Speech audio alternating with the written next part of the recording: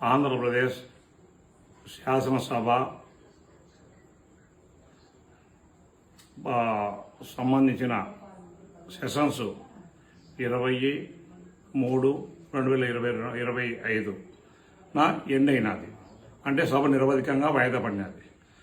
ఎందుకంటే కాదు 21 రోజు సభ 21 రోజు సభ జరిగింది కాబట్టి ఎమ్మెల్యేలు ఎమ్మెల్సీలు అందరూ మినిస్టర్లు సీఎం డిప్యూటీ సీఎంలు అందరి కొంచెం ఫ్రీడమ్ వచ్చేదానికి ఎమోషనల్ కానీ దాంట్లో ట్రాఫిక్ అన్నీ వచ్చింటాయి. ఆ ట్రాఫిక్ ఈ ట్రాఫిక్ మీద ఉంటుంది కాబట్టి మళ్ళా సాంస్కృతిక కార్యక్రమం పెడితే ఉత్సాహం వస్తుంది, మనకు ఎనర్జీ పెరుగుతుంది అనే ఉద్దేశంతో చంద్రబాబు నాయుడు గారు 2 రోజులు, ఒక రోజు వచ్చేసి ఇవి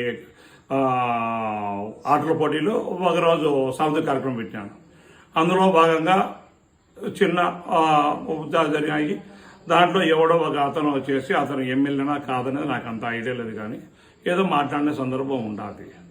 కానీ ఈ జిల్లాకు సంబంధించిన, మా కడప జిల్లాకు సంబంధించిన వైకాపా నాయకుడు, ఆయన మంచి పదవి అంటే రాజ్యాంగబద్ధమైన పదవి, డిప్యూటీ చైర్పర్సన్గా చేసిన వ్యక్తి, అతను ఎవరో మాట్లాడితే అతన్ని గురించి మాట్లాడుతూ ఇతను కానీ వాడిన పదము చాలా బాధాకరం. ఎందుకంటే ఎవడో మాట్లాడితే మనం మాట్లాడితే వానికి మనకు డిఫరెన్స్ ఉండదు.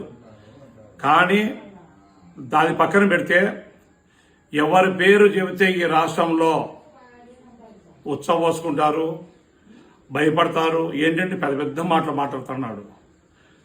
దయచేసి అదే వ్యక్తితో మీరు 25 సంవత్సరాలు చేసినారు. అతని మీద పోటీకి, ఆ కుటుంబం మీద పోటీకి మీరు కానీ ఆ రోజు పాసు పోసుకుంటానట్టు ఉన్నట్టు ఉంది. కావున దయచేసి నువ్వు చెప్పింది నీకే రివర్స్ అవుతుంది. దయచేసి మాట్లాడేటప్పుడు చాలా జాగ్రత్తగా మనం ఎవరి మీద పోటీ చేసినాము, ఎవరిని వాడుకున్నావు ఈ కాన్ఫరెన్స్లో, ఈరోజు నువ్వు పోయి నీ మెప్పు పొందేదానికి ఏమైనా మాట్లాడితే అవన్నీ నీకు రివర్సే.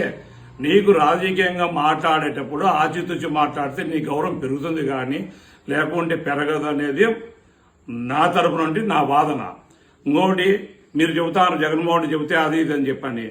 కోడికత్తి సీను కేసులో గవర్నమెంట్ ఉన్న నాళ్ళు గవర్నమెంట్కి ఇబ్బంది అవుతుంది, నేను ఒక 10 కిలోమీటర్లు పోతే మొత్తం A to Z అంతా బ్లాక్ అవుతుంది, ప్రజలకు ఇబ్బంది అవుతుంది అని చెప్పి తప్పించుకోండి. నువ్వు ఈరోజు ఏం పని బాట లేకోకుండా ఖాళీగా ఉన్నావు. నీకు ధైర్యం పో, ఎవడు భయపడేది?